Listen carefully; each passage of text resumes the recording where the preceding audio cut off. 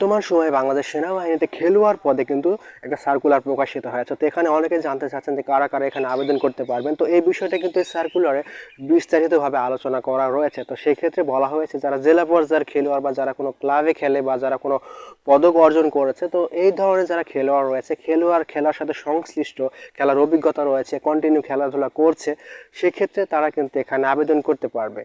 আর যারা খেলোয়াড় না বা যারা খেলাধুলা করেননি বা জেলা পর্যায়ের কোনো খেলোয়াড় না, যাদের কাছে কোনো ধরনের সার্টিফিকেট নেই, তারা কিন্তু এখানে আবেদন করতে পারবে না। আর এখানে আবেদন করার জন্য কোনো নির্দিষ্ট লিমিটেশন বা বয়স নেই।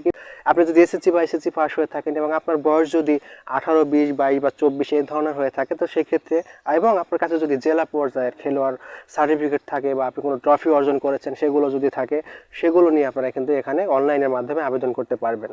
তো আমি আবারও বলতেছি, যাদের কাছে কোনো সার্টিফিকেট নেই সেই ক্ষেত্রে কিন্তু আপনারা এখানে আবেদন করতে পারবেন না। কিন্তু যাদের কাছে খেলাধুলা বিষয়ক সার্টিফিকেট রয়েছে, কোনো ট্রফি রয়েছে, অর্জন রয়েছে, সেগুলো দিয়ে কিন্তু আপনারা এখানে আবেদন করতে পারবেন।